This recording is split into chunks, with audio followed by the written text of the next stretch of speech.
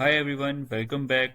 इस वीडियो में मैं आपको बताने जा रहा हूँ कि पाइथन में फंक्शंस क्या होते हैं। उसके लिए सबसे पहले हम एक नई पाइथन फाइल बना लेते हैं। पाइथन फाइल हम कैसे बनाते हैं? यहाँ पे प्रोजेक्ट के ऊपर हम राइट क्लिक करते हैं, न्यू पे जाते हैं और पाइथन फाइल पे क्लिक करें और यहाँ पे आप एक नई पाइथन फाइल बना लें।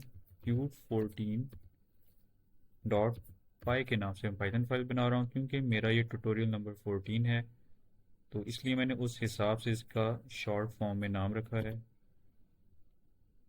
ये ट्यूट 13 मैं यहाँ से क्रॉस कर देता हूँ। ट्यूटोरियल 14 आज है हमारा।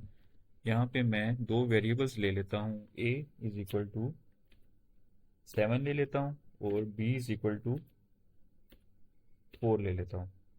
और उसके बाद मैं एक और वेरिएबल लेता हूँ s इज इक्वल टू, और उसमें मैं लूँगा सम और यहाँ पे पैरेंथेसिस और इसके अंदर एक और पैरेंथेसिस।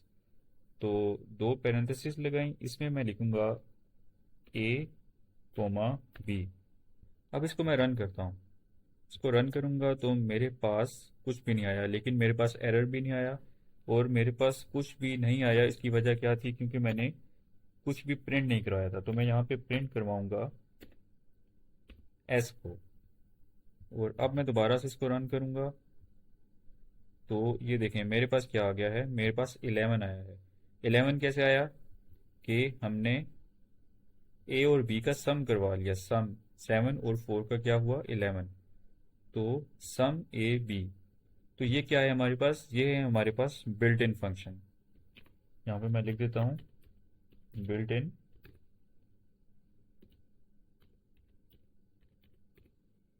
इसी तरह से हमारे पास और भी बिल्ट इन फंक्शंस हैं, वो आपने खुद देखने हैं इंटरनेट पे और उनको भी ट्राई करना है। अब मैं आपको बताऊंगा कि यूजर डिफाइंड फंक्शंस क्या होते हैं। फॉर एग्जाम्पल यहाँ पे तो सिंपल आपने सम करवाया, दो वेरिएबल्स लिए उनका सम करवा दिया। लेकिन अगर फंक्शन थोड़ा कॉम्प्लेक्स है या उसमें आप अपनी मर्जी से कोई चीज़ करवाना चाहते हैं तो उसको उसमें फिर उसको हम क्या कहते हैं? User defined functions. उसमें आप खुद डिफाइन करते हैं कि फंक्शन में क्या हो।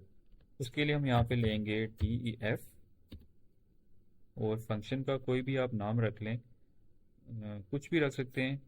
मैं यहाँ पे रख लेता हूँ यूज़र डिफाइंड पैरेंथेसिस कॉलन। इसको आप एंटर करें। अब मैं इसमें एवरेज को डिफाइन करता हूँ। Average is equal to parenthesis में ए प्लस बी, और इसको मैं डिवाइडेड बाय 2 कर दूंगा। तो मेरे पास एवरेज क्या होगी? दो नंबर्स होंगे, उनका सम डिवाइडेड बाय 2 एवरेज होगी मेरे पास। अब मैं यहाँ पे प्रिंट करवा लूँगा एवरेज को। यहाँ पे मैं नीचे लिखूँगा उस फंक्शन का नाम, तो मैं प्रिंट आउट कर देता हूँ जो मैंने पहले प्रिंट किया था। अब इसको मैं रन करूँगा। क्योंकि मैंने इसमें ए और बी की वैल्यूज़ नहीं डाली, मैं कोई भी वैल्यूज़ डालता हूँ 4, 2। अब मैं इसको रन करूँगा। यहाँ पे भी मुझे लिखना होगा A, B। अब मैं इसको रन करूँगा तो ये देखें मेरे पास एवरेज प्रिंट हो गई है। 4 + 2 6 डिवाइडेड बाय 2 हमारे पास 3 आता है। तो हमारे पास एवरेज प्रिंट हो गई है। तो ये होते हैं यूज़र डिफाइंड फंक्शंस, जिसमें आप अपनी मर्ज़ी से कोई भी फंक्शन बना सकते हैं।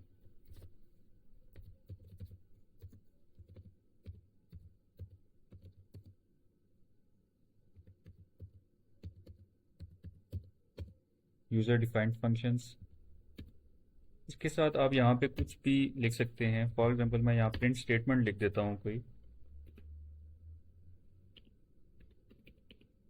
एवरेज ऑफ टू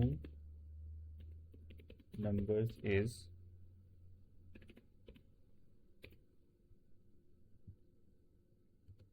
तो मैं रन करूँगा तो अब देखें मेरे पास स्टेटमेंट भी प्रिंट हो गई है। Average of two numbers is, और उसके बाद एवरेज प्रिंट हो गई 3।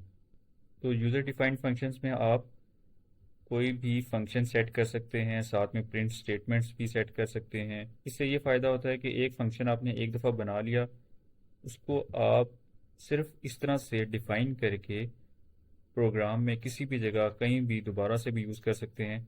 इसको अगर मैं यहाँ पे कॉपी करके इसको मैं दोबारा से पेस्ट करता हूँ, ए बी की वैल्यूज़ में चेंज कर देता हूँ,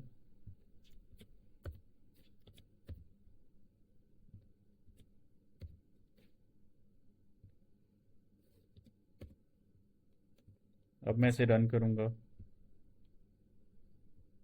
तो अब देखें, average of two numbers is 3, average of two numbers is 8 और तीसरा average of two numbers is 4.5। तो आप उसको जस्ट फंक्शन का नाम लिख के जितनी मर्जी दफ़ा चाहे प्रिंट करवा सकते हैं। अगर आप यहाँ पे इसको किसी वेरिएबल की इक्वल कर दें, d is equal to user defined, फिर अगर आप इसको प्रिंट करवाएं तो रन करेंगे, देखेंगे क्या आता है हमारे पास। तो हमारे पास एवरेज प्रिंट हुई, उसके बाद हमारे पास नन प्रिंट हुआ। नन क्यों प्रिंट हुआ? क्योंकि यहाँ पे हम कुछ रिटर्न नहीं कर रहे। अगर आप यहाँ पे रिटर्न कर देंगे, फॉर एग्जांपल हम यहाँ एवरेज रिटर्न कर देते हैं और इसको मैं रन करूँगा तो ये देखें, एक दफ़ा इसने जो प्रिंट किया 3, वो उसने इस स्टेटमेंट की वजह से किया। दूसरी दफ़ा इसने यहाँ पे प्रिंट डी जब हमने करवाया तो हमें रिटर्न में जो एवरेज आई थी वो यहाँ पे हमारे पास सेव हो गई थी और उसको फिर इसने प्रिंट कर दिया। तो अगर आप इस प्रिंट स्टेटमेंट को यहाँ से हटा दें, अब इसको आप रन करेंगे तो हमारे पास सिर्फ एक दफ़ा ही एवरेज प्रिंट हुई है। और ये कौन सी वैल्यू हुई है कि जो यहाँ पे हमारे पास रिटर्न हुई थी वो वैल्यू यहाँ पे सेव हुई थी। उसके बाद जब हमने डी को प्रिंट किया तो वो हमारे पास प्रिंट हो गई। उम्मीद है कि आपको समझ आया होगा कि बिल्ट इन फंक्शंस क्या होते हैं और इसके अलावा यूज़र डिफाइंड फंक्शंस क्या होते हैं, हम उनको कैसे बना सकते हैं और उनको हम जस्ट एक फंक्शन का नाम इस्तेमाल करके जितनी मर्ज़ी दफ़ा चाहे इस्तेमाल कर सकते हैं। नेक्स्ट वीडियो में मैं आपको बताऊंगा कि डॉक स्ट्रिंग्स क्या होती हैं और फंक्शंस में हम डॉक स्ट्रिंग्स का इस्तेमाल कैसे कर सकते हैं। मेरे चैनल को सब्सक्राइब कर लें ताकि आप मेरी नेक्स्ट वीडियो को मिस ना करें और मेरे चैनल को अपने फ्रेंड्स के साथ शेयर कर दें जो पाइथन के बेसिक्स को सीखना चाहते हैं। मेरे लिए ये बहुत बड़ी सपोर्ट होगी आपकी। अगली वीडियो तक के लिए गुड बाय।